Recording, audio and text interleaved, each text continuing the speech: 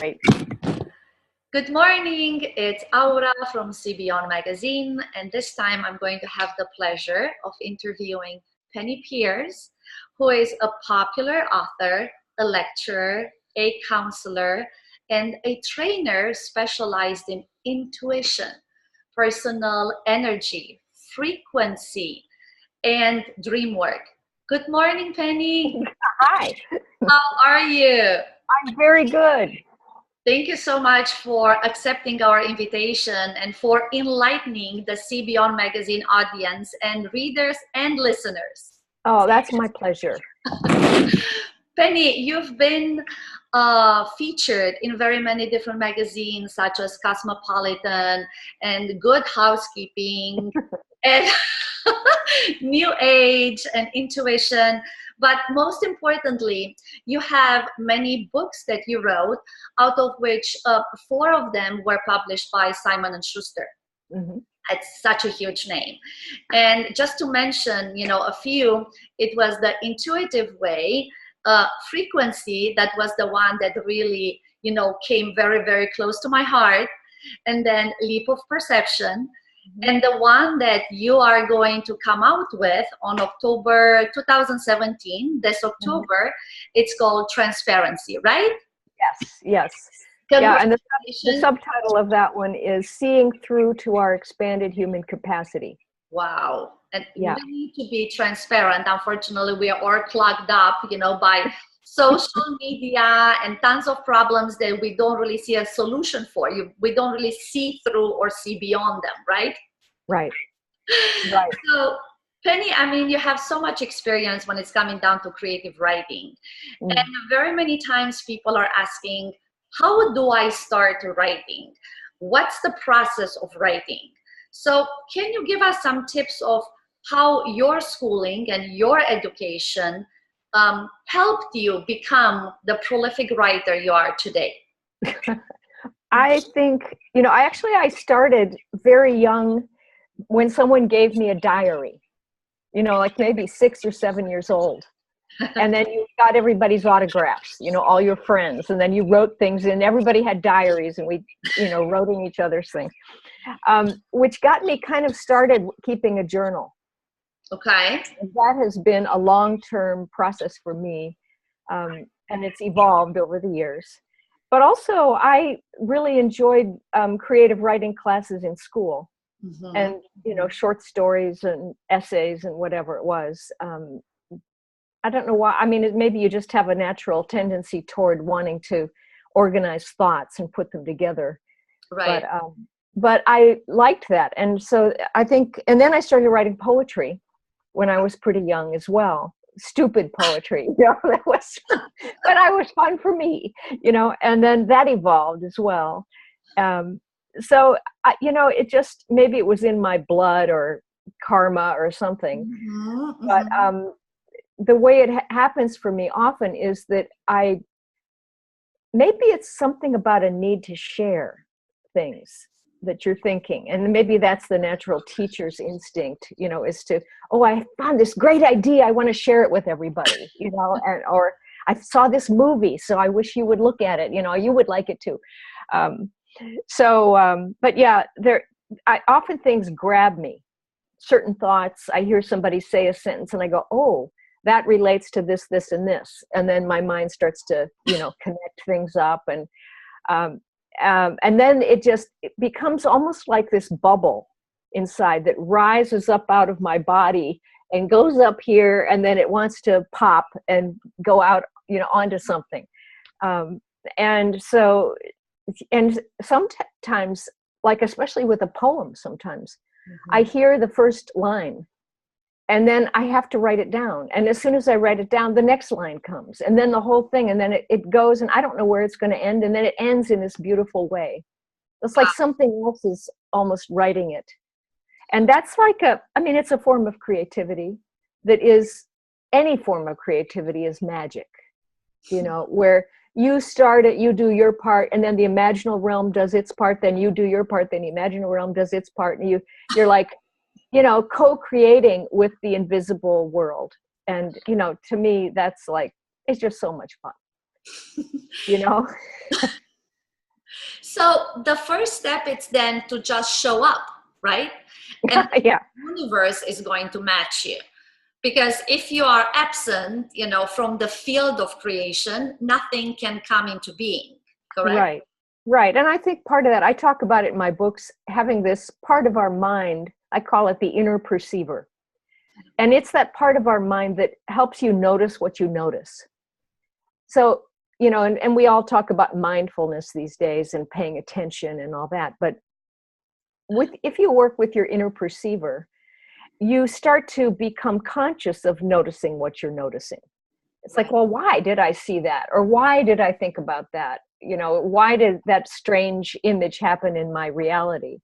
And then you go in and you answer yourself.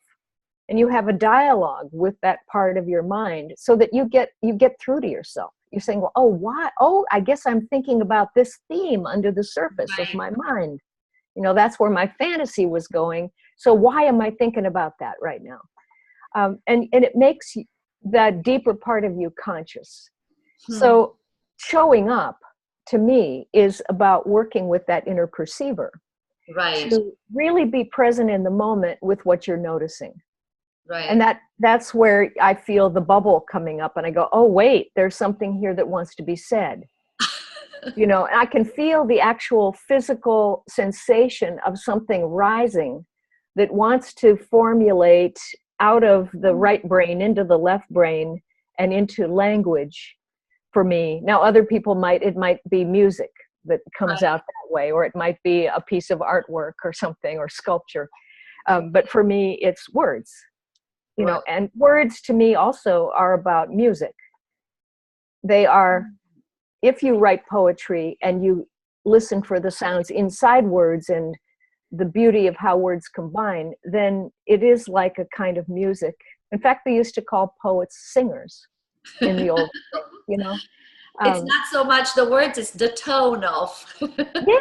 Yes. And just the beauty of the sounds combining, and then the meaning within the sounds combining. And that's something that entertains me when I really pay attention to it. Right. And I always try to write even my nonfiction books with a kind of poetic feeling, where every sentence is a kind of jewel. If I can make it beautiful and create a paragraph that feels beautiful, I put a lot of attention into that. Do you think that everybody has this inner poet that somehow is going to be ready to explode like a volcano and ready to share his story? Probably somewhere deep down, and if it's not poetry, like I said, it could be the inner musician or the inner, painter or whatever, a cook, whatever. But I think, yes, we all have that urge to create, to make something out of nothing, or to play off of other things that come in, because creativity is also, and writing is also about playfulness. Of course, right? of course. Like I said, if somebody said a certain thing on the TV this morning, that got my mind going, and then I had to write something about it. Wow, I love it. And you make connections. I like that. Yeah, making connections. And of course, that's intuitive. Intuition functions when you make connections and see similarities. Right. Things. If you see things that are separate and different, there's no intuition involved. Right. And so when you want to be creative, you have to enter the flow. The flow. Right. The flow is based on connections and trust that stuff will come. That you start a process and the process will help you. Right. You help it, it helps you. And then you get that co-creative thing going. You said a word that just triggered my mind. You said trust. Yeah. And I think that very many of us don't trust our own abilities to create or to listen to our own inner voice, knowing literally that we also have a voice like everybody else, and that can be expressed if we are going to shut off the monkey brain that it's just cluttering our soul and mind. So how do you shut off all those other voices that are coming from social media, from parents, from coworkers, from friends, that you can literally be with yourself and express in words who you truly are, not what others have told you who you should be? really, really important question. I think, it's the left brain that works with language. It's the left brain that categorizes and makes meaning and definitions and locks things down into belief systems and all of that. And it basically separates you from the flow, or from the soul, or from the field around you that you're part of. Right. The right brain is the direct immersion into the field. It has no language. It's direct experiential, like an animal, Right. And you go into there and you have this sense of belonging, and you know everything kind of all at once. So in order to get to the right brain, which is where all the imagination and creativity arises from, you have to be quiet. In other words, shut off the talking of the left brain, right? And of course, if you're answering your cell phone every minute, every time it vibrates or whatever, you're in this frantic sort of constant, searching for the message, the language, put these things away and be quiet. Be still. Well, people, we don't know how to do that today. It feels like painful, to just be quiet, but we have to cultivate that habit. When you get quiet, then you can drop, I call it stop and drop, come down, down in your body, and be aware of, simple things like your heart beating and breathing, and how you're aware of the air around you, and how you can start connecting with the things that you're aware of inside your bubble. Right. Right. And just be with. There's a kind of a feminine consciousness that's non-action oriented. That's like, be with things, appreciate things, don't try to change anything. There's nothing required. You can just enjoy. Go into that state like an old lady sitting out on her front porch in her rocking chair, just like enjoying the life passing by, and just feel. You go into a direct experiential sensory feeling of things. And then you drop in further, and then you drop in further. And maybe at that point you start asking yourself, what's important to me? Or what am I really interested in? What things grab my attention and make me feel something really important?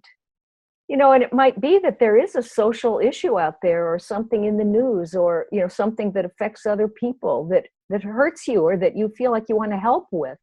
Right. Or maybe there's some kind of idea that's just really interesting to you, and those things will bubble up. Those are the bubbles, that I say.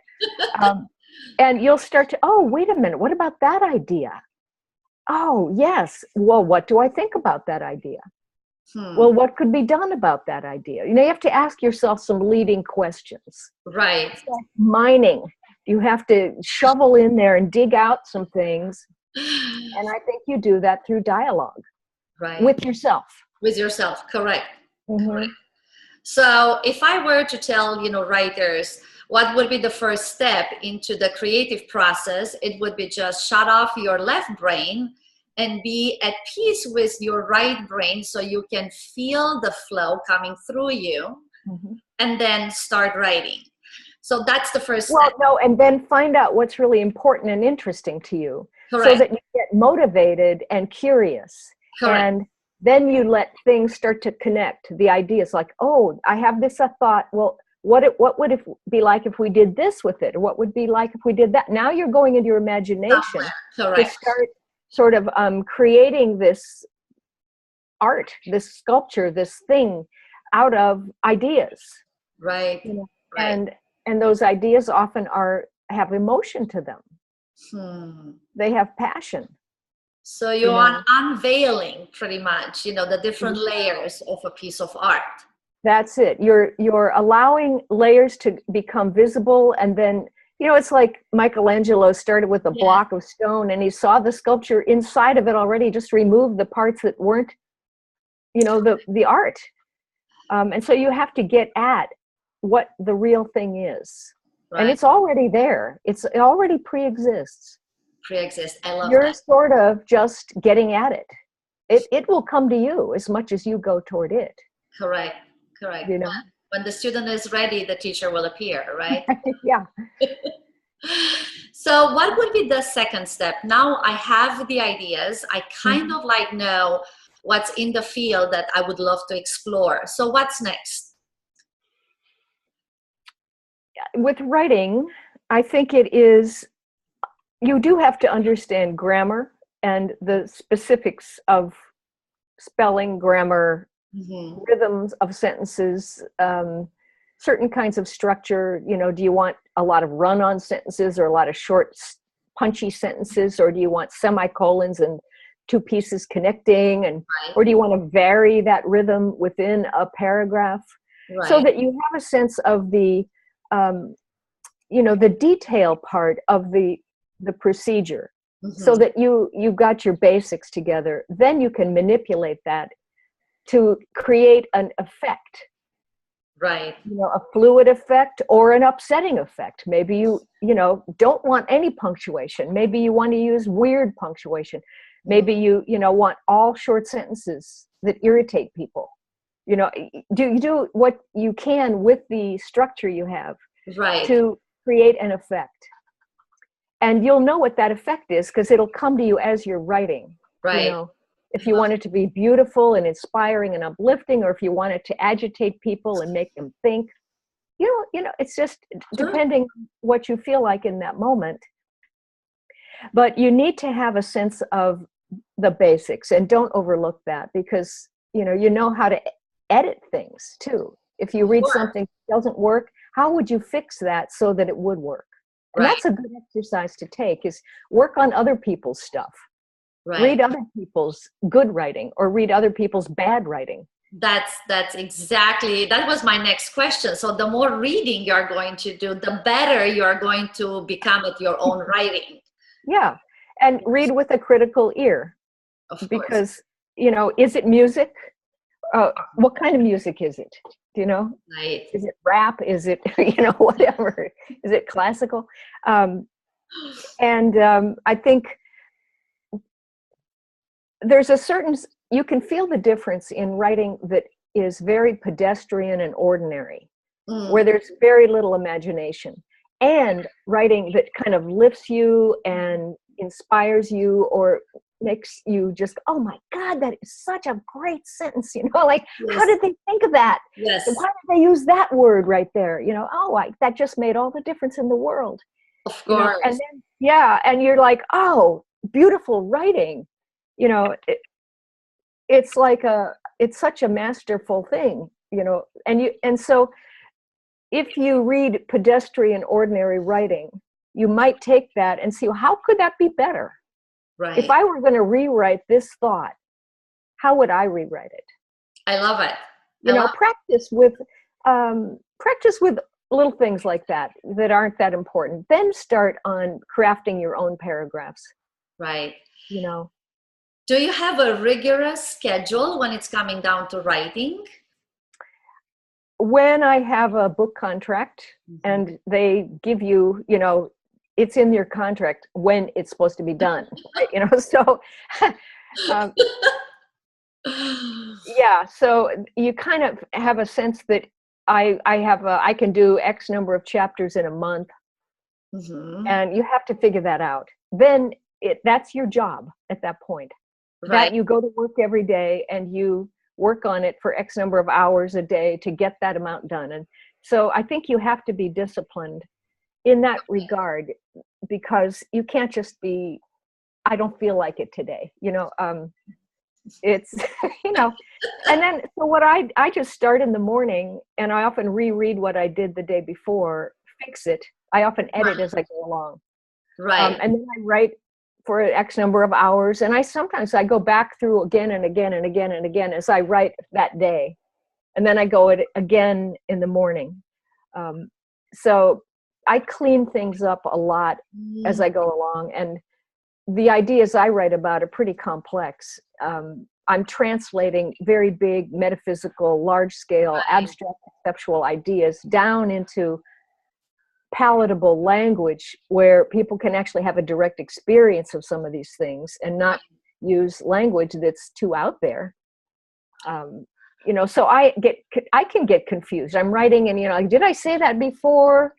And there's a lot of straightening out that happens as I go along. But yes, I will write every day, even weekends. Now on other kind of writing, it's more haphazard sometimes. Like a poem or something will, like I said, just grab me, or an essay or something I want to write for the website. I get a thought and think I could write a piece on that. Right. And I'll just sit down and do that. Right. People have asked me to write forewords for their books. And I always feel like I want to help other writers. So I usually write blurbs. I usually will write a foreword. It doesn't take that long, and other people are saying, oh, I'm so busy, I can't do it. But, I always try to. But once I have an assignment, then I want to finish it on time. I want to, be responsible. Yeah. So you sit down, you write, and then, the first round, you are your first editor, because you feel how this language, how this writing is supposed to look like before it's going to go to your editor. Right. And actually, yeah, go ahead. Sorry. No, and I think that's the power of good writing. You know what needs to be checked. You know what needs to be changed, even before going to another pair of eyes. Yeah. Well, when I first wrote my first book, The Intuitive Way, I outlined it and I showed it to different people, and they said, oh my God, you have way too much material here. You have 3 books worth of material. So go break it down. And I was like, break it down? So, I mean, that I went through, I don't know how many revisions and asking people and trying to find an agent. And she said, break it down, like everybody was like, and I was like, I have so much in my head. I want to get it on paper, and people can't assimilate that much, right? So I had to be compassionate about how much I wanted to say. But also then once we got the contract, I really didn't know how to write nonfiction work. I studied other people's, but then, so I hired a friend of mine who's an editor, and it was expensive, but she helped me edit the whole book. It was like taking a very expensive seminar. But she was very compassionate. And as I watched how she edited things and removed or moved things around, I went, oh, wow, that works better. And then you could see the logic in it, and you could see how beautiful it was when she did it. And pretty soon I could really see that a good, compassionate editor is so valuable, because a lot of editors are egotistical and they want to put their mark on your work. So if you find somebody who's kind and gentle, but also smart, wow, what a gift. So it was through her that I really learned the structure and what was too much and what needed to have an example, let's say, make a statement, but then ground it with an example, or don't have too much of one thing running all at once, and different principles, and then after the other editors got hold of it and edited some more, then, and I'm on the 4th round now of my current transparency book. Wow. Editing again, all the little typos or anything left, but yeah, so I learned by having the help of other people, what actually works. Yes. And yeah. And now, it comes down to, there is a sense of, when you're actually producing a book, that you're working with people who know grammar, who know punctuation, and also they have a template that your material has to fit into, to fit the number of pages that they need to have to print the book for the amount of money that they're going to sell it for. Right. So there is a certain structure, right? That's right. And you can't just be up in your head, oh, it's going to be, 600 pages. No. So partly what I'm doing now is that when they flow the material into the template, Often the page lengths come out different. Like some are too short, some are too long. So Right. I get this message, can you add 3 lines here? Can you take out 2 lines over here? And, so those are just functional edits that have to be made so the book will look okay, Of course. you know. Do you have an audience in mind when you're doing this writing? Over the years, I think my audience it started off just sort of, the new age people in the early years, and then the self-development, human potential people, and then psychology people, and now it's business people too. It's all kinds of people who are looking for new perception, new angles on how to do things, how life is changing, what transformation is. So there are a lot of people who are thinking about these things now. So it's kind of expanded. Right, from writing, to a targeted audience to a way larger one, right? Right. Absolutely, I love that. So let's go and talk a little bit about, your book. Your ideas are in place, are contained. You kind of like know what kind of a product you have. So what's the next stage? How are you looking for an agent? Now that you have your product in your hand or in your mind. I looked for an agent for quite a while as I was looking for a publisher early on with the first book, and found one through friends. So she worked with me for a couple of books, and then she decided that she wanted to go back to being an editor herself. And it left me without an agent. But at that point, I had already published 2 books with the same publisher, and they knew me. So I really didn't need an agent anymore. I was pretty happy with the publisher. So what I did was hire a literary attorney. Wow. Okay. And he negotiated the contracts for me. Okay. And knew, what kind of things to put in there and what kind of tricks they were trying to pull over your eyes, so I have kept him all these years. And that's good because I don't have to pay an agent 20% or 15%. Of course. And that from a legal point of view, you're actually covered as well. So correct. Yeah. Correct. Yeah. And now, of course, you found the publisher, he found the publisher. And so what's next? The product is there, the book is going to come out. So what's the next step that people should be ready for? Writers should be ready for, because many of them think, I wrote the book, I got the publisher, and now I'm just going to sit and relax. Is it like that? Right. Well, of course, you might self-publish as well, and that's a whole other thing, or do an ebook, and that's a whole other process that you can do. Right. But once the book is complete and it's in production, then the promotional staff starts to come at you. Right. And like, okay, how are we going to promote this thing? And it's different today, unless you're a huge author that they can make money on book tours with. They don't want to pay for book tours anymore. Right. So it's just not worth it. It's too much expense for the amount of people who buy the books. And so what's often done now are radio and podcast tours. Right. So lots and lots and lots of interviews and getting out to as many people as you can.